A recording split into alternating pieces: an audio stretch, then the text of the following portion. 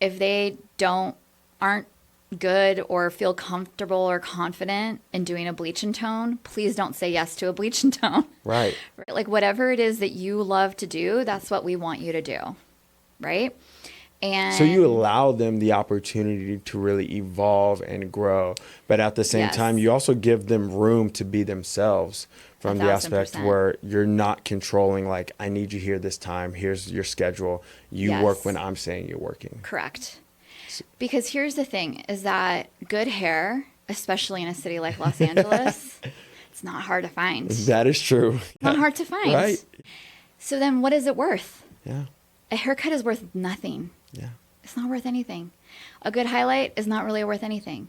But me cutting your hair, now that's worth something. Because you're paying for your time with me. Right. You're paying for my experience, the way I make you feel.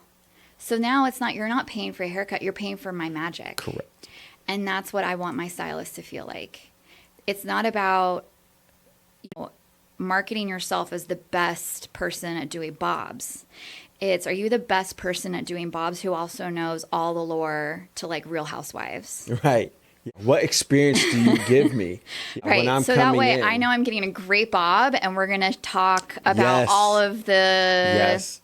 things that we're Yep. mutually interested in. Absolutely. Because now I know that when I look at your Instagram and you're into the same stuff that I'm into and I sit in your chair, there's going to be a familiarity. You're going to know who I am.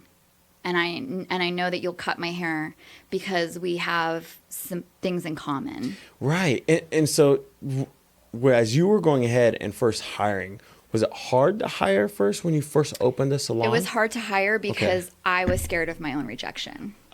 I was scared of being rejected. Right. I was scared that someone was going to come in my salon and be like, ugh, gross. Ew. Right? Just getting over that. Yeah. Getting over that. And then also having to go and to realize that even though this person is coming into my business and yes, I have systems, yes, I have standards, yes, I have expectations that we talk about way into the hiring process before they're hired, I lay it all out. Yep. I've got nothing to hide. I want you to know everything about the way that our salon works so that if it's right for you. Yep.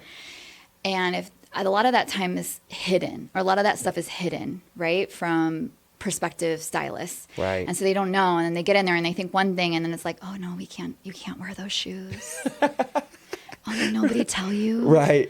Like what? Nobody told me. Right. So I want to be as like forthcoming and transparent as possible. Like this is how we run. This is how we do things. This is what's expected of you so that you fully know what to expect. And then if it's right for you or not. Well, that's so awesome that as an owner, you set the precedent of communication and transparency.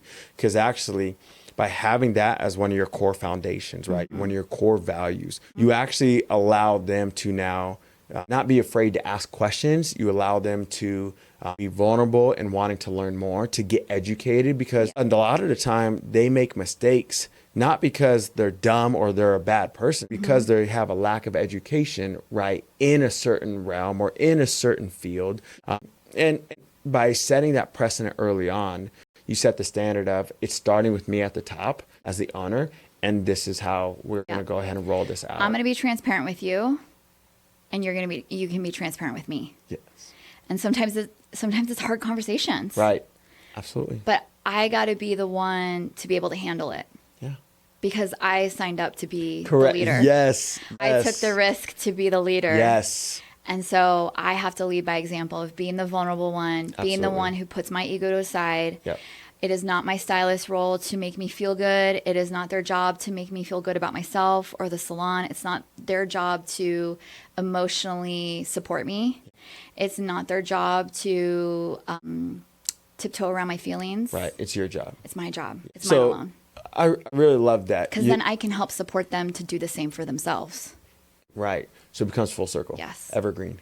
Because I'm not really responsible for them No, right. either. Absolutely. But at the same time, it's this weird metaphysical thing of like going in circles. Yes. I am. Yeah. I am. You are, but you're not. Correct. I am, but they also have to do the work themselves and all that stuff. Absolutely. And so it does become this thing though, where I do have a lot of stylists who even, they might not work for me anymore, but I've heard so many of them going like, this really feels like stylist rehab. Like being in the salon feels like rehab because of all places that they've worked before that have beaten them down, told them they're no good without offering solutions.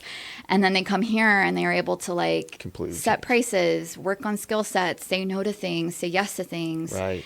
be able to talk to me about what they can do to grow their business, and grow it the way that they want it to grow. So